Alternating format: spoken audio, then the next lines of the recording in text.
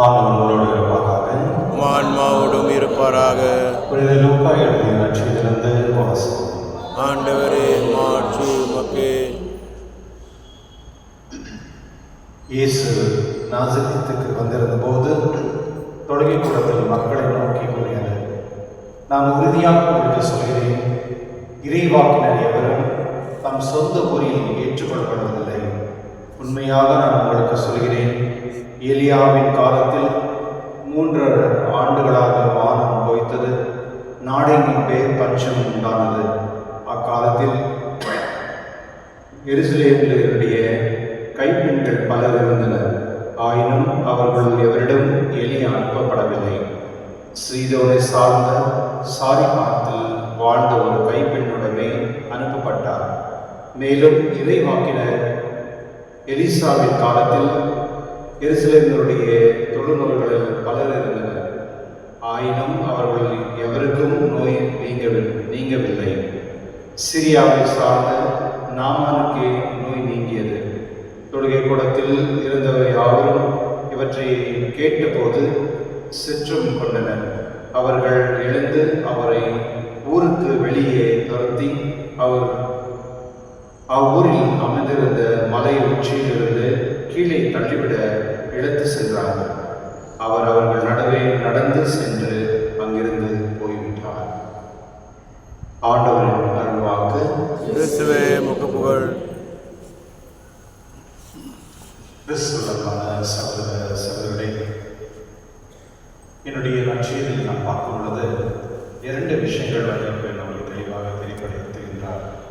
முதலாவது, இறைவாக்கினர்கள் எங்கெல்லாம் போய் அவர் சொந்த ஊரில் வேலை செய்யும் பொழுது மக்கள் அவர்களை ஏற்றுக்கொள்ளவில்லை என்று ஆண்டவர் இயேசுவே சொல்கிறார். அதுதான் அவருக்கு நடந்தது. தன்னுடைய சொந்த மக்கள் அவருடைய ஊரில் இருக்கும் பொழுது, இல்லை அவரை போதனை செய்யும் பொழுது அதை ஏற்றுக்கொள்ளவில்லை. இது உண்மைதான். எப்போதுமே வெளிய நாட்டிலிருந்து ஒருத்தர் நம்ம நாட்டுக்கு வரும் பொழுது அவர்களுக்கு கிடைக்கக்கூடிய மரியாதையோ இல்லை அந்த உற்சாகம் உள்நாட்டில் இருப்பவர்களுக்கு கிடைக்காது.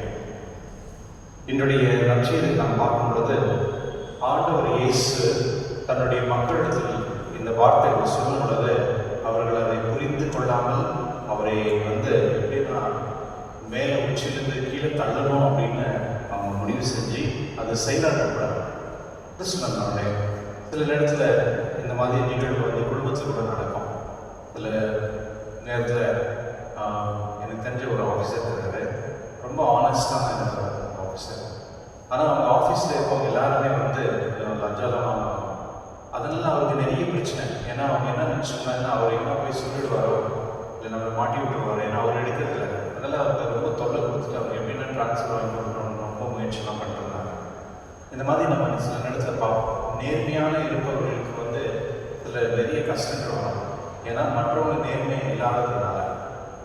என்னுடைய மத வாசகத்தில் நான் பார்க்கும் பொழுது ஒரு சிறு பொண்ணு, அந்த பொண்ணை கடத்திட்டு போயிட்டு வேறு நாட்டில் வைக்கும் பொழுது அந்த சிறு பொண்ணு மூலியமாக கடவுள் ஒரு நற்செய்தி அந்த நாட்டில் இருக்க ஒரு பெரிய ஆர்மி ஆஃபீஸருக்கு சொல்கிறோம். ஏனெனில் இஸ்ராயலில் நீங்கள் போனீங்கன்னா இறைவாக்கினர் இருப்பாங்க, அவங்ககிட்ட நீங்கள் போக உங்களுக்கு குணமாகும் அப்படின்னு சொல்லி. கிறிஸ்துவனுடைய இன்றைக்கி நிறைய பேர் மற்ற இனத்தினர்களெல்லாம் வேளாங்கண்ணிக்கெல்லாம் போகிறாங்க. அங்கே போகும்பொழுது அவங்க அறிக்கை எடுப்பாங்க, அதாவது ஜபம் பண்ணுவாங்க, அறிக்கை எடுவாங்க, அந்த தண்ணியில் போய் முழுகுவாங்க. அது மூலியமாக ஏதாவது ஒரு மிராக்கிள் நடக்கும் அப்படின்னு அவங்க நம்புவாங்க. அதுபோல் நிறைய பேர் இன்னைக்கு வேளாங்கண்ணி போகிறதோ இல்லை பூண்டி போகிறதோ, அந்த மாதிரி இங்கே பெங்களூர் கிட்ட ஒரு ஹரிஹரா அந்த இடத்துல போகிறது, அது மாதிரி மக்கள் ஒரு ஊர்லேருந்து இன்னொரு ஊருக்கு போயிட்டு அவருக்கு தேவை இருக்க அந்த ஆசிரியத்தை பெற்றுக்கொண்டு போகிறாங்க. அது விசுவாசத்துக்கு போகிறாங்க. இந்த முதல் மாதத்துக்கு நாம் பார்க்கும் பொழுது அந்த நாட்டில் இருந்த சிரியாவை சார்ந்த நாமான் அவர் அவருக்கு முழுமை அவருடைய நோய் தொழுவு நோயினால் அவர் பாதிக்கப்பட்டிருந்ததுனால அவர் அந்த அரசன்கிட்ட போகிறார். அரசன் பயந்துடுறாரு, ஏன்னா இது என்கிட்ட அமைச்சிருக்காங்களே, ஒருவேளை இந்த வாருக்காக மாதிரி பிளான் பண்ணுறாங்க அப்படின்னு. கடைசியில் அந்த இறைவாக்கினர் சொல்கிறார், அவர் என்கிட்ட அவங்க அப்படின்னு. ஆனால் அவர் ஒரு பெரிய ஒரு பிளானோட போகிறார். நாங்கள் போனால் அவர் எனக்கு நிறைய மிராக்கிள் எதை பண்ணுவார் அப்படின்னு சொல்லிட்டு.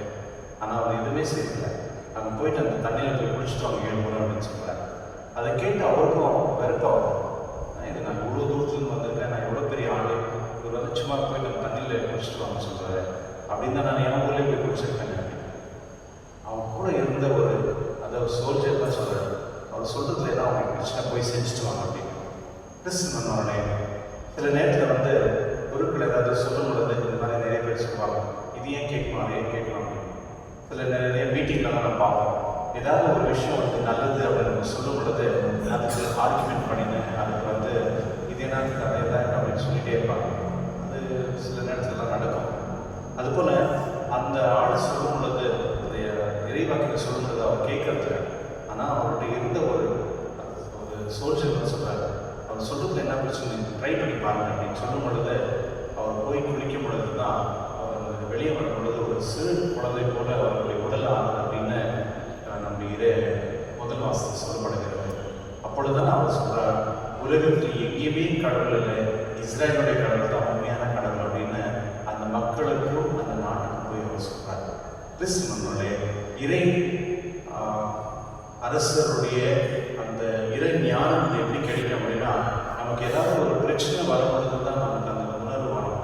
கடவுளுடைய பிரசனம் நம்மளுக்கு வந்து சாதாரணமாக நம்ம புரிஞ்சுக்கிறதுல ஏதோ ஒரு நம்ம ப்ராப்ளம்லையோ ஒரு இஷ்யூவில் இருக்கும் பொழுது நம்ம அந்த சமயத்தில் கடவுளை போயிட்டு வேண்டும் பொழுது கடவுள் நம்மளுக்கு அந்த அற்புதம் செய்வார்.